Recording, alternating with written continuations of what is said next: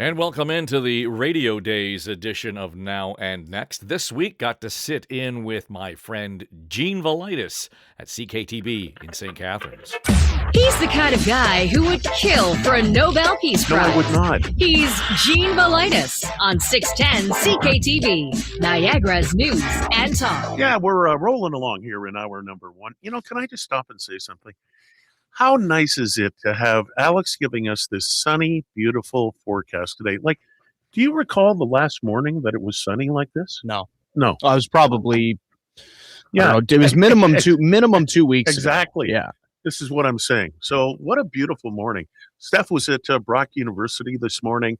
Oh, what a beautiful day it is here in the Niagara region. You can get a hold of me by texting me at 905-688-2582. The 289 chiming in already about the latest on the news. Just listening to your show.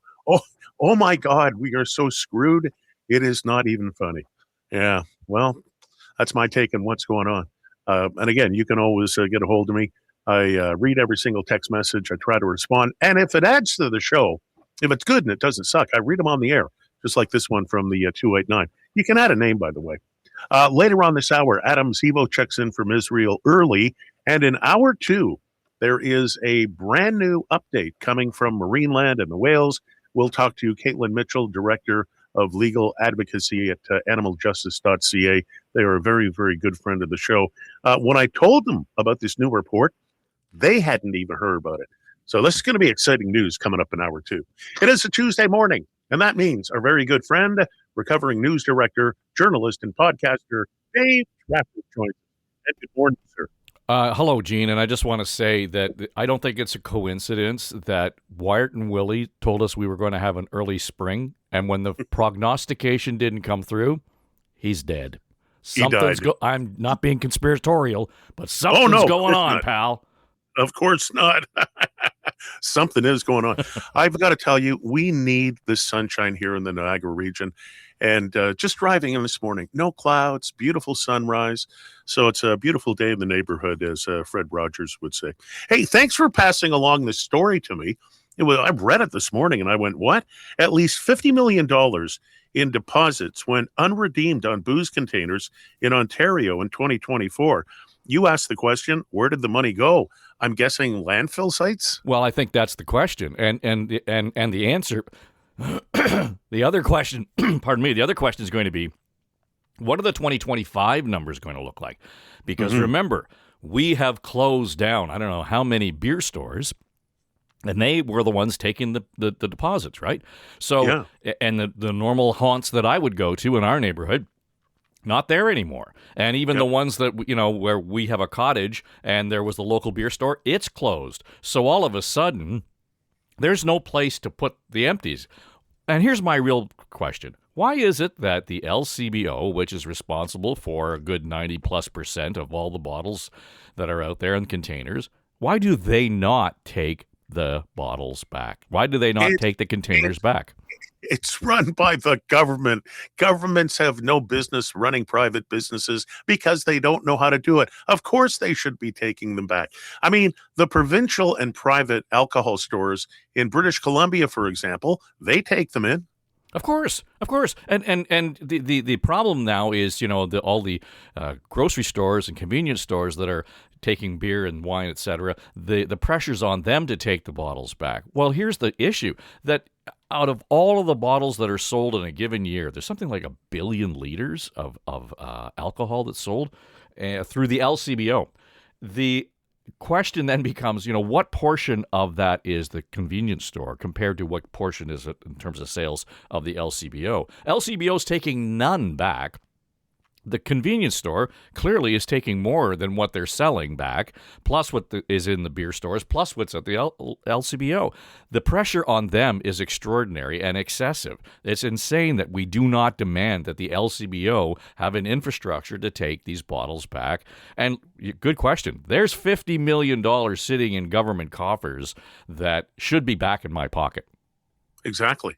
I was talking to Steph about this when we did our crossover at 8:10 this morning, and I thought she had a pretty good suggestion. She said, why don't we do what they do in some U.S. states and list the price of the deposit and what you get back if you return it if you can find a place to return it.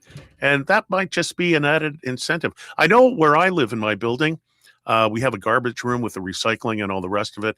And everybody puts their wine bottles down and then their pop bottles or their pop cans and also cooler cans.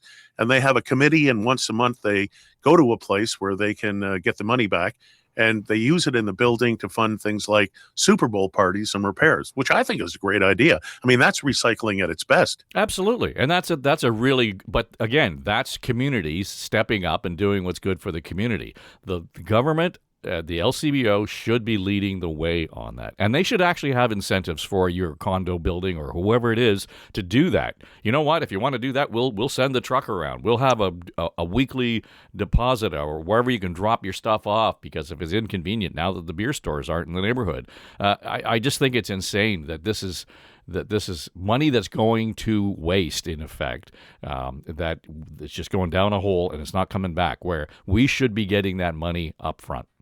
Yeah, absolutely.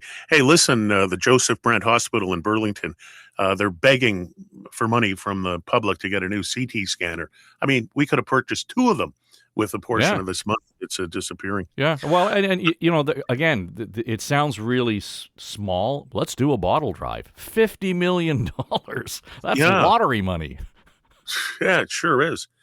On this show on Valaitis on the News, I think it was maybe about 3 months ago, I was playing some sound bites of the mayor of Las Vegas, who seems like a very, very nice woman. She was literally begging Canadians to come down to Vegas.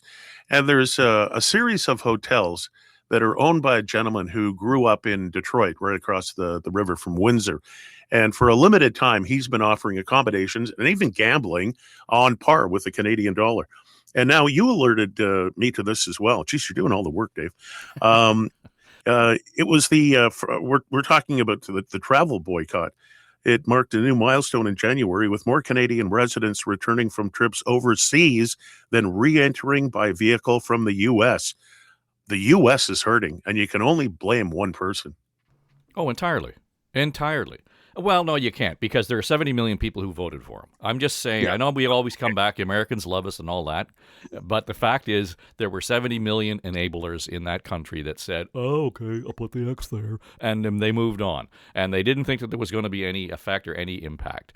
And at this stage, you know, we're really seeing this, plus the war, plus the tariffs, all of this is coming to roost. Now, are we going to feel effects?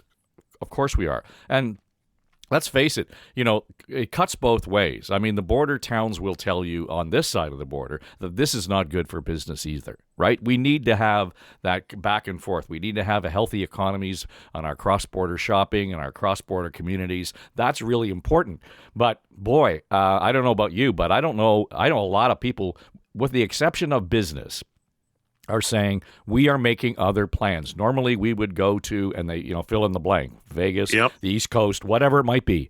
We're not going, and we've stopped going over the last couple of years. And once you do that, once you change that habit, wow, it's really hard to get them back. Yeah. Now the kids want to go to places like Disney World and Disneyland, and it's you know, that's a tough one to turn down.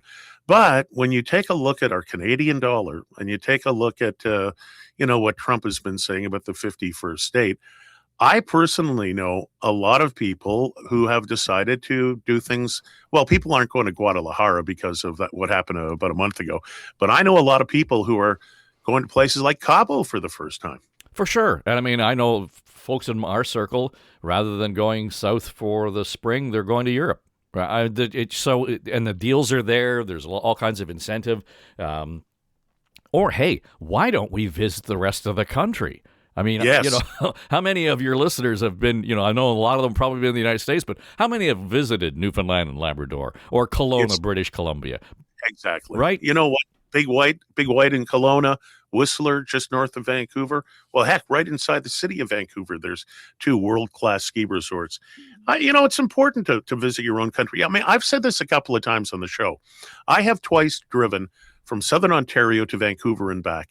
And with the exception of Saskatchewan, that makes up for the lack of scenery by the wonderful people who live there, it's one of the most spectacular drives in the world. For sure. Sure. I mean, just even driving out of Ontario, gives you an incredible vista of, the range of scenery, the towns, it's just incredible. So sure, I mean, and what a great way, now here's the downside is it costs less for me to fly to Portugal than it does to get, across this country. So that's the other issue, right? Yeah, just absolutely incredible. Well, so much for tourism. Yeah, you should really go to Newfoundland. Oh, I don't understand why people don't go to Newfoundland. It's one of the most spectacular places on the planet Earth. And here's what you do. You get in a cab and you give the guy $20 and you just tell him, drive me around anywhere. That's the best entertainment dollar you'll spend, Eugene, because the cab is just going to talk to you and he's going to tell you stories and everything about the town. And then, you get off and then you get the next cab for $20. Yeah. And if you really want to go to Europe while you're in Newfoundland, you just take a quick ferry ride over to Saint-Pierre Miquelon, and you're officially in France. Yeah. Easy.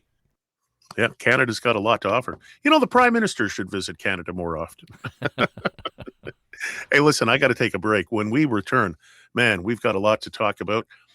Queen's Park back in session, a budget coming up on Thursday, the House of Commons back in session. We've got a really weird story about Bill Cosby, who I have sort of forgotten about, but it's a pretty big story as well. And maybe we'll talk about that terrible airplane accident in LaGuardia. Dave Trafford is joining us. We have a great conversation about life, the world, and news every Tuesday morning, and we'll continue with him in a second. It's 610 CKTB, Niagara's News and Talk, and I'm Gene Valaitis. You're not alone. We're not sure about him either. Gene Valaitis on 610 CKTB, Niagara's News and Talk. All right, you can get a hold of me at 905-688-2582. As I always mention, I read every single text. I try to respond. And if it's really good and it's going to add to the show, of course, I'll read it on the air. Dave Trafford joins us every Tuesday morning. We talk about news and small items, big items, a little bit of sports. Dave, the quote of the day yesterday came from LaGuardia in New York. I messed up, was the quote, and it came from an air traffic controller / ground worker. I'm a bit of an aviation buff, and I follow this stuff pretty closely. Right now in the United States, they are about 2,600 air traffic controllers. Some are being trained, but the ones who remain on the job are forced to work overtime on a daily basis, and many are forced to work 6 days a week. Now, at an airport the size of LaGuardia, it is very uncommon to have an air traffic controller also being a ground controller. And I think we saw what happened with that Air Canada flight. The United Jet across the airport needed a fire truck. They dispatched the fire truck. The Air Canada flight was coming in on runway 04, and the air traffic / ground traffic controller gave permission for the fire truck to cross. And then all of a sudden he yelled, "Stop," 10 times. And we've all seen the video, the Air Canada jet going about 130 knots, which is over 200 miles per hour, T-boned the fire truck, killing both pilots. I blame this on the Federal Aviation Authority in the United States and all their silly cutbacks. I mean, it's human error. That air traffic controller will have blood on his hands for the rest of his life, but he's not at all to blame. Overworked, underpaid, and understaffed. Yeah, what you just did was probably the best summary I've heard of this entire story in terms of context. So that's really important in terms of the numbers, because that hasn't been brought up, I don't think, enough in terms of the stress on the workers themselves. Everybody is assuming, we're watching the security issues around the long lines at some of the airports because of the shutdown, and they're not getting their pay and all that stuff. And that's one thing. And it was remarkable to me how many times people say, well, does that have anything to do with the security, lines? And I said, no, it's a completely different thing. And it's a long-standing issue around the air traffic control. You're right. I mean, how do you as an administration, look at that and say, this is not on us? And it's not the first time. All right? I mean, look what happened last year, near D.C. with the mid-air collision. There were all kinds of things that you can point to and say, these are issues around the air traffic control system, the workers, the stress, everything else. And, there was nothing more terrifying than to listen back to that audio and hear the stop, stop, stop. And then all of a sudden, the signal goes dead. And then the final exchange between the two guys on the radio, and he says, I messed up, and the other guy trying to be helpful and say, no, man, you did the best you could. So, wow. It was just chilling. And quite frankly, I don't think anything is going to come of it, Gene. I think they'll politicize it, they'll weaponize it, and nothing will happen. Yeah, absolutely. Well, yesterday, the House of Commons got back into session. Question period, who cares? It's just a theater anyway. Queen's Park was back in session. Same deal, question period, lots of theater. But let's get down to a little bit of meat on the bone. Ontario's brand new budget is coming down on Thursday. Last year's budget added $31.5 billion to our debt. The interest to service that is $16.2 billion. That's about $1,000 in debt per Ontario residents. I don't know what's going to be in the budget, but we can't be like borrowing more money. We've got to find a way to get this thing under control. And on top of it all, on April 1st, MPPs and MPs in Ottawa and the Prime Minister and cabinet ministers and the Governor General all get big fat raises in the middle of people in Canada just trying to make meets end. The question here and around this is what's going to be the overarching narrative and the priority of the Ford government. And I dare you to tell me what that is right now. Because, you gave me the whole long list of everything that the podium premier has been talking about lately, whether it's right, whether it's been pepper spray or Billy Bishop Airport or a convention center in Toronto or amalgamation in Niagara or what exactly is the priority of this government? And I'm not just hearing but I'm not just hearing this from the critics and the opposition. I'm hearing it from conservatives who are saying to actually pull a thread here and create a narrative around what it is this government stands for is very difficult right now. And it's not only going to trickle down to the the unwashed public like you and me. It's going to be an issue for the caucus, because at some point everybody's going to go home for the caucus week or the break in the summer. And people are going to be, knocking on the MPP's door and saying, hey, hello, what is it that you do here? And they're going to have a hard time answering that question with any clarity. So what will be the priority in the budget? What's the one thing, Gene, that people have been talking to you most about in the last 2 weeks since the war started? The price of gasoline, which I review on a daily basis. There you go, right? That's the number one kitchen table conversation. Have you heard the Premier talking about that yet? Have you heard? Not yet. Not yet. Have you heard that? And that's the affordability issue, period. You put a pin in that one, and it goes everywhere. Dan McTagg will tell you. I know he's going to come on and tell you, here's what the prices are up and down, but it just goes right through the economy, right through everything that's delivered and the transportation services we see. That is going to drive inflation. That's going to drive up household costs. Where are they on that? Make that real for me, and I think then they've got something to say. But right now, they're all over the map on this stuff. Yeah, well, everybody, politicians at least, are talking about the Freedom of Information Act. And it took Global News and Colin DeMello 3 years in a big court fight to have those records of Doug Ford's phone released. And he's still fighting it. And they want to pass this bill, which would be retroactive. So nobody's going to find out what's on his phone. And I mean, the public's not stupid. You see something like that. And even somebody like me, I'm not the sharpest knife in the drawer. Even I say, you got to be hiding something.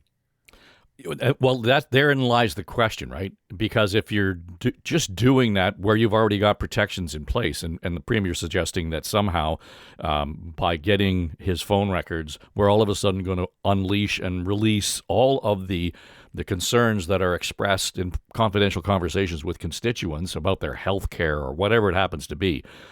There are already things in place that protect those conversations. There are already things in place that protect cabinet conversations and decisions. So it's really difficult for anybody who's looking at this to see a why behind this, except, as you point out, if you're doing this, it must mean you've got something to hide. And then you look at the record for skills development, and you look at the record for the Greenbelt. There's been all kinds of examples where the FOI, the Freedom of Information requests, have been at the heart of exposing some pretty stinky behavior by the government on many cases and holding them to account on that. So to your point, it's retroactive. So it's not just about his phone. It could be about more FOI requests about skills development or Greenbelt or anything else. And if this goes through, they die. We will find out no more about this. Yeah. I think both you and I and the general public were kind of shocked to hear the name Bill Cosby back in the news. And a civil jury, it's important to note, a civil jury in California found Bill Cosby liable for drugging and sexually assaulting a woman back in 1972 and awarded her $59 million US. I forgot all about Bill Cosby, but he was convicted, then released on some sort of a minor thing. And I guess he's just been in hiding for years and years and years. But yeah, so much for America's dad. The stench lingers on. I'm with you. It surprises me that this popped up into my feed last night, and this was after the jury had awarded the decision. And in this case, I would have thought, given all of the noise around Me Too, around his first trial, which was criminal, this just kind of popped up like, oh yeah, by the way, he got he's paying out millions of dollars in reparations because of what he did in 1972. I'm shocked that this did not make a bigger wave in terms of where it was standing in the general news cycle. I realize there's lots going on, but remember the heat around his criminal trial, around the Me Too movement, which was 8 years ago when it kind of kicked off. I'm surprised, if not even a little concerned, that this was not more prominent in the news cycle than we saw, except for the headline yesterday. Yeah. We got to talk a little bit about sports because that's what you and I do. If you heard Valaitis on the news, I've just given up on the Leafs for yet another year, but I will continue to bleed blue and white. I'm delighted, though, to have baseball back. The season starts on Wednesday. The Jays home opener against the We Don't Have a City Athletics is on Friday night. What a great way for a home opener. Friday night, Doug Ford is going to ban ticket scalping, which I just think is wonderful, even though they tried once and they canceled that. But thank goodness that's coming back. My only question is, after watching spring training, which I just love, Trey Yasevich has got problems with his right shoulder. And I'm just thinking, oh, no, not another Alex Manoah. Yeah, they've got a couple of guys, on the DL pitchers, that is, and so that's the bad news. The good news is, and I heard Richard Griffin, and he's the former Star reporter, a sports guy, and knows all about the baseball thing, and he said, well, and so he was saying, here's what's going on here is that the Blue Jays have taken a page out of the Dodgers playbook, and they've stocked up on healthy arms so that even if a couple of guys go down, they will be in good shape in terms of their rotation and the bullpen. I'm no expert in that kind of stuff, but I thought, oh, that makes a lot of sense, and it was good to have that analysis. So I kind of was a little bit more optimistic after hearing his view of the situation. Other than that, yeah, I'm looking forward to this. This is the 50th year for the Blue Jays, and right behind me here, you can't see it on the radio version of the show, but I've got my very first Blue Jays program. Blue Jays versus the White Sox, Exhibition Stadium. So you were one of the 87 million people who claimed they were at that game. And Woodstock, yes. Yeah, and Woodstock. I love it. Well, 1 year ago today, I was saying, get rid of the skipper, get rid of Watkins. Yeah. I mean, these guys are, but they took us to the World Series. So I was happy to see their contracts get renewed yesterday. Yeah, and again, how long will that last, right? I mean, good for them for striking while the iron's hot and getting the deals done. But boy, this game is as fickle as any. And again, you look at the Leafs a year ago; they were sniffing around the possibility of a Stanley Cup run, and now they're not even going to make the playoffs. They're hoping to. Maybe they're calling Craig Berube the tank commander. Oh, geez, what a state of affair for a Leaf fan. What's coming up on the podcast this week?